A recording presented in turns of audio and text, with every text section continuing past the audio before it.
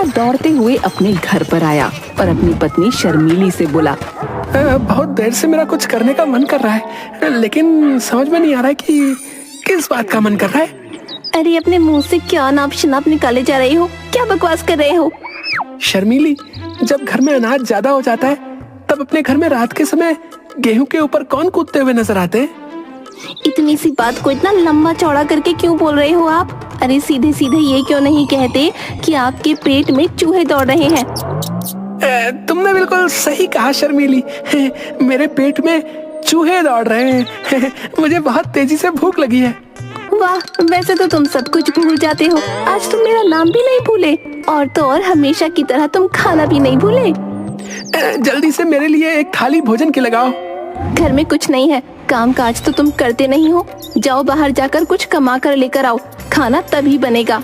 मैं दूसरों के घर पर काम करते करते अब थक चुकी हूँ। और सुनो, अब इस घर में तभी घुसना जब जेब में तुम्हारे पैसा हो। इतना बोलकर शर्मीली ने धक्के देकर पुट्ठा को उसके ही घर से बाहर निकाल दिया। बाहर जाकर पुट्ठा क्रोधित होकर अपने घर की ओर देखकर बोला, ये कजरी भी ना अपने आप को पता नहीं क्या समझती है। अब मैं इस घर में अडानी या अंबानी बनकर ही लौटूंगा। हाँ। तभी पुट्ठा गहरी सोच में डूबता हुआ अपने आप से बोला, मैं तो ये भी भूल गया कि ये अडानी अंबानी कौन है भाई। पहले मैं पता करता हूँ कि आखिर ये है कौन। पुट्ठा एक बस के अंदर सवार हो गया। बस चलने के बाद कंडक्टर पुट्ठा के पास आकर बोला, हाँ जी, कहाँ जाना है आपको? ये तो मुझे भी नहीं पता कि मुझे कहाँ जाना है। मैं तो खेत में बैठा हुआ था और मुझे ऐसा लगा कि जैसे खेत अपने आप चलने लगा हो। अबे तेरा दिमाग तो ठीक है, हैं? तू खेत में नहीं, तू बस में बैठा है। अब जल्दी बता कहाँ जाना है? अरे कंडक्टर साहब, जहाँ इस बस का आखिरी स्टॉपेज हो वहाँ इस भुलक्कड़ को छोड़ देना। क्या मतलब? अरे ये मेरे गांव का पुट्ठा है, भुलक्कड़ नंबर 1। ये कभी कभी तो अपनी पत्नी को अपनी माँ समझ लेता है और कभी कभी पुलिस वालों को चोर समझ लेता है। अगर आप इससे ज्यादा उलझोगे तो ये पता नहीं आपको क्या समझ बैठे। उस व्यक्ति की बात सुनकर कंडक्टर डर गया और चुपचाप चला गया। कुछ घंटे बाद बस कासगंज में आकर रुक गई। जाओ भाई, अब शाम होने वाली है। खेत में जंगली जानवर घुस आते हैं। इससे पहले कुछ जंगली जानवर तुम्हें काट खाए, तुम घर चले जाओ। पुट्ठा बस से नीचे उतर गया और इधर उधर देखने लगा। तभी उसकी नजर एक चाय की दुकान पर पड़ी, जहाँ पर गबरू उदास बैठा था। पुट्ठा सीधा गबरू के पास चला गया। मुझे तुमसे एक सवाल करना है भाई। अबे कौन है बे तू? पुट्ठा याद करते हुए बोला, ये तो मैं भूल गया कि मैं कौन हूँ। कौन हूँ मैं? अबे मुझे क्या पता कौन है बे तू, है?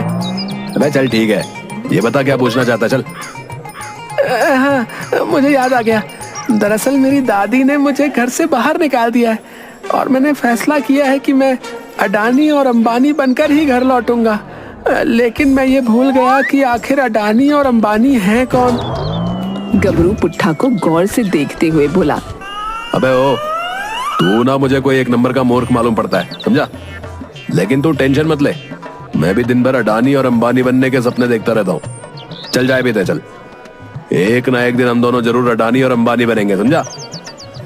भाई अगर चाय पिला रहे हो तो एक बिस्किट भी खिला देना, भूख लग रही है। तभी गबरू की नजर मुखिया और झुमरी पर पड़ी। गबरू दौड़ता हुआ उन दोनों के पास जाकर बोला, मुखिया जी, आज तो झुमरी नए कपड़े पहने हुई है, क्या कोई त्योहार वगैरह है क्या? है गबरू, मेरी बेटी नए कपड़े पहने या पुराने कपड़े पहने, तुम्हें इससे क्या है? तुम तो वैसे भी बेरोजगार हो और ऊपर से नाटे भी हैं। तुम्हें ये पूछने का कोई अधिकार नहीं है, समझे? पिताजी, आपके दुबई के दोस्त शेख कल आपसे मिलने के लिए यहाँ आ रहे हैं ना? अगर वो इन घटिया लोगों को यहाँ पर देखेंगे तो उन्हें कैसा लगेगा? ये सुनकर मुखिया क्रोधित होकर गबरू से बोला, देखो गबरू, सारे कासगंज में सिर्फ तुम ही आवारा किस्म के हो। मेरा दुबई का दोस्त कुछ दिनों के लिए इस गांव में आने वाला है और वो मेरे घर पर ही ठहरेगा। तो याद रखना, तुम और तुम्हारी चांडाल चौकड़ी इस गांव में नजर नहीं आनी चाहिए, समझे? इतना बोलकर मुखिया झुमरी के साथ वहाँ से चला गया और गबरू दोबारा चाय की दुकान पर बैठ गया। मुझे विश्वास था शर्मीली कि तुम मान जाओगी। आखिरकार तुमने मुझे चाय के साथ साथ बिस्किट भी खिलाई दिया। अब मुझे नींद आ रही है, लेकिन मुझे मेरा कमरा नजर नहीं आ रहा है। कहाँ है कमरा मेरा? अबे बुलक्कड़, अबे बुलक्कड़ के साथ साथ क्या पागल भी है क्या तू? अबे कौन शर्मीली बे? तू किसकी बात कर रहा है बे? गबरू की बात सुनकर पुट्ठा ने एक जोरदार चांटा गबरू के गाल पर जड़ दिया। तुम अपने पति से बात करने की तमीज भूल गई हो शर्मीली। अबे क्या पागल है क्या बे? हैं? एक तो तुझे मुफ्त की चाय पिलाई, बिस्कुट भी खिलाया, पैसे देने के बजाय मेरे गाल पर थप्पड़ मार रहा है। अबे चल भाग यहाँ से। ये सुनकर पुट्ठा का गुस्सा 7वें आसमान पर पहुंच गया। पुट्ठा ने एक ही हाथ से गबरू को उठा लिया। अरे इस मुस्टंडे के अंदर तो बहुत ताकत है। अगर इसने दूसरा चाटा गाल पर जड़ दिया तो मेरा तो राम नाम सत्य हो जाएगा। तभी गबरू के दिमाग में एक विचार आया। गबरू अपने मन में बोला, देखने में तो ये हट्टा कट्टा लग रहा है, ताकतवर भी लग रहा है, इससे कई काम लिए जा सकते हैं। हाँ, झुमरी बता रही थी कि कल दुबई का शेख मुखिया जी के घर पर रुकने वाला है। क्यों ना मैं दुबई के शेख को पटा लूं, शायद वो मुझे कुछ पैसे दे दे कारोबार के लिए। उनसे बोल दूंगा कि ये मेरा नौकर है।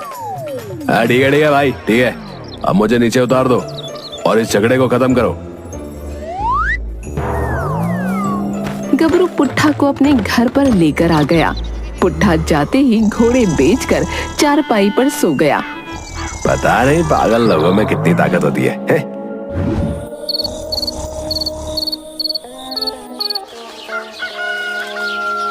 अगले दिन पुट्ठा जब सोकर उठा तो वो सही था। अरे भाई, दोपहर के 11 बज रहे हैं, चलना नहीं है क्या? कहाँ? अंबानी बनने के लिए। अरे अब समय आ गया है कुछ कर दिखाने का बे।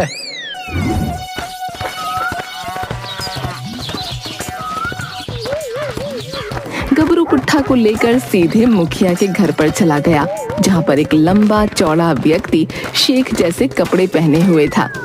मुखिया गबरू को देखकर चौंकते हुए बोला, अरे ओ गबरू, तुमसे मैंने कल मना किया था यहाँ आने के लिए, है? उसके बावजूद भी तुम यहाँ आ गए, और साथ में ये किस निठल्ले को लेकर आए हो तुम्हें? ये कोई निठल्ला नहीं है मुखिया जी, समझे? मेरा नौकर है, नौकर। नौकर? जहाँ तक मैं जानता हूँ तुम तो खुद दूसरों की नौकरी करते फिरते हो। बकवास मत करो मुखिया, मैं शेख साहब से कुछ बातें करने के लिए आया, समझे? तभी दुबई का शेख मुखिया की ओर देखकर बोला, ओए, तुम्हारे कंट्री में लोग इतना छोटा होते और कुछ लोग इतना लंबा चौड़ा होती। ये तो गजब का कंट्री मालूम पड़ती। ओए ओए। मुखिया के बोलने से पहले ही गबरू हंसता हुआ शेख के पास आकर बोला, शेख साहब, हमारे कंट्री में जिन लोगों का कद छोटा होती उनकी बुद्धि बहुत ज्यादा तेज होती। फिर तो हमको मजा आ जाती, हम ऐसे लोगों के साथ काम करना चाहती और यहाँ से सैकड़ों रुपए कमा के अपनी कंट्री ले जाना चाहती। अरे शेख साहब, काहे को तुम इनकी बातों में आती है? ये तुम्हें बर्बाद करके भाग जाती। नहीं नहीं मुखिया, हम बहुत बड़ा दुबई में व्यापारी होती।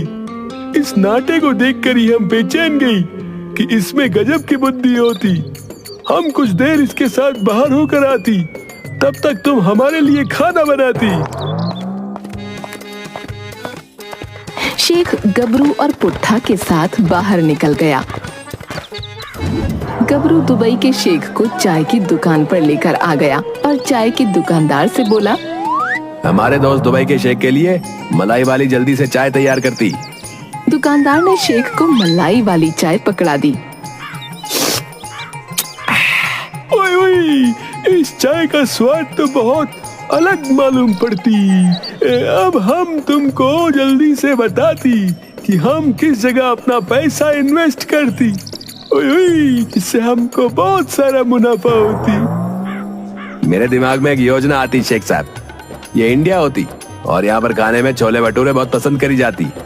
आप मुझे इतना पैसा देती कि मैं छोले भटूरे की दुकान खोलती और शाम को आपको पैसों की गड्डी पकड़ाती। गबरू की बात सुनकर दुबई के शेख ने तुरंत एक नोटों की गड्डी गबरू को पकड़ाते हुए कहा, ओए ओए, तुम कली दुकान खोलती और छोले भटूरे बेचकर हमको प्रॉफिट पकड़ाती। पैसे देखकर गबरू खुश हो गया।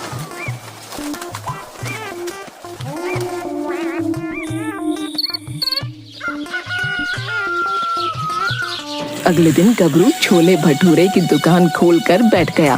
तभी वहाँ पर दुबई का शेख आ गया। ओए ओए, तुम तो मालिक होती और अपने नौकर को बोलती कि वो दुकान संभालती, तब तक तुम हमें कहीं घुमाने ले जाती। गबरू पुट्ठा की ओर देखकर बोला, अबे ओए, एक छोले भटूरे के रेट 100 रुपए याद रखना, समझा? याद रखना, ग्राहकों से अच्छा व्यवहार करना। शाम तक मुझे शेख को अच्छा प्रॉफिट देना है ताकि वो एक और दुकान के पैसे मुझे दे दे, समझा? इतना बोलकर गबरू शेख साहब के साथ वहाँ से चला गया। पुट्ठा को कुछ भी समझ नहीं आया था कि गबरू ने कहा क्या था। तभी एक ग्राहक पुट्ठा के पास आकर बोला,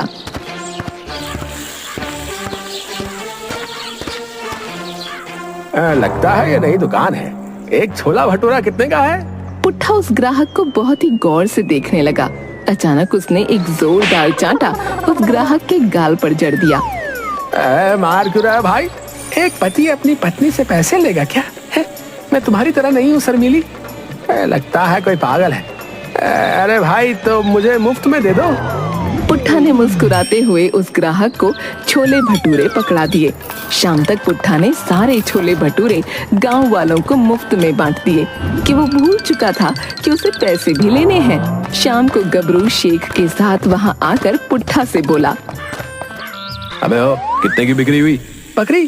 तुमने मुझे कब बकरी दी थी? अबे शाम तक तूने कितने छोले भटूरे बेचे? तुमने तो कहा था लोगों को छोले भटूरे खिलाने, तो मैंने सब खिला दिए। अबे इसका मतलब तूने पैसे नहीं लिए क्या है बे? नहीं, क्योंकि जब तुमने मुझे चाय और बिस्कुट मुफ्त में खिलाए थे तो क्या तुमने मुझसे पैसे लिए थे? गबरू सर पकड़कर बैठकर चीखते हुए बोला, अबे मुझे बर्बाद कर दिया। ओए ओए, क्या बात होती? तुम क्यों रोती? हमको हमारा प्रॉफिट का पैसा कब देती? गबरू अपने मन में बोला, अब इस मूर्ख को कैसे समझाऊं कि इसका पैसा इस भुलक्कड़ ने दोनों हाथों से लुटा दिया है। संपत और कप्ता काफी देर से गबरू और शेख को देख रहे थे। वो दोनों गबरू के पास आ गए। संपत गबरू के कान में बोला, अबे ओ, तुम एक नंबर के मूर्ख हो गबरू। क्या कहना चाहते हो संपत भाई? अरे एक नई कंपनी आई है, चिट फंड कंपनी। तुम दुबई के शेख का पैसा उसमें इन्वेस्ट करवाओ, 10 दिन के अंदर पैसे डबल। क्या तुम सच बोल रहे हो? अगर मेरी बात का विश्वास नहीं आता तो कप्ता से पूछ लो। संपत भाई कभी झूठ नहीं बोलते गबरू। तुम चाहो तो हम अभी के अभी इसी वक्त तुम्हें उस कंपनी के ऑफिस में ले जा सकते हैं। ओए ओए, ये तुम दोनों चुपके चुपके क्या बातें करती? हमको भी बताओ। ओए शेख साहब, अगर आपके पास एक ऐसी मशीन आ जाए जिससे आपका पैसा डबल हो जाए तो आपको कैसा लगेगा? हमको तुम्हारी कोई भाषा समझ नहीं आती, हमको हमारी भाषा में समझाती। अबे यार, अबे हमारे इंडिया में एक ऐसी कंपनी होती जिसमें तुम जितना रुपया इन्वेस्ट करती वो 10 दिन के अंदर आपको दुगना पैसा प्रॉफिट कमा कर देती। ओए ओए, ये तो बहुत अच्छी बात होती। इस तरह की कंपनी तो सिर्फ इंडिया में ही होती। हम अभी उस कंपनी में बहुत सारा पैसा लगाना चाहती। पैसे की बात सुनकर दुबई का शेख छोले भटूरे की प्रॉफिट की बात भूल ही गया और उसी दिन अपना सारा पैसा गबरू, संपत और कप्ता के साथ चिटफंड कंपनी में लगा आया।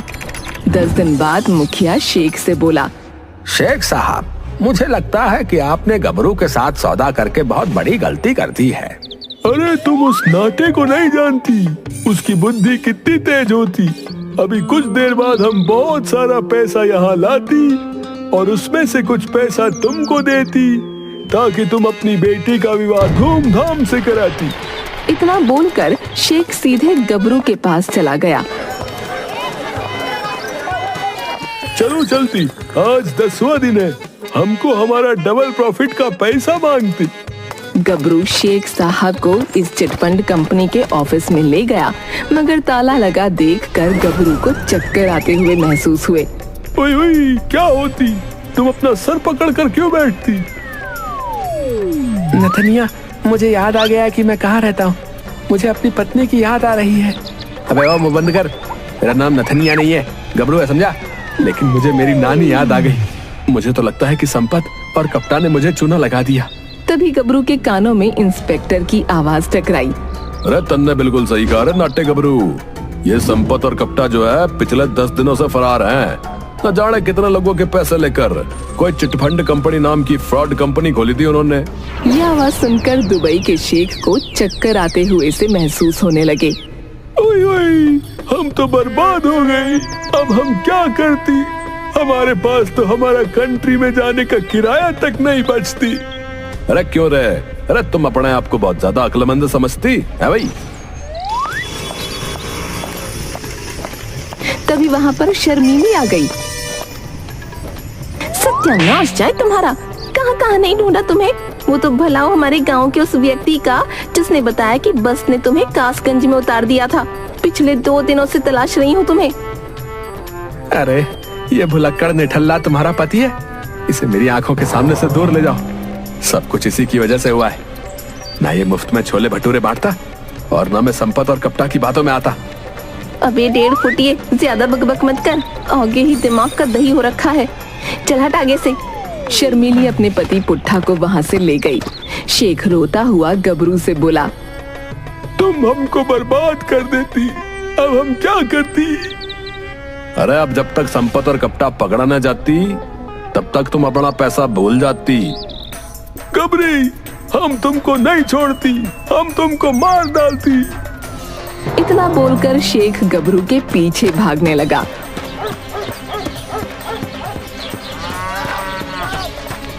और गबरू दौड़ता हुआ गांव के खेत में जाकर छुप गया।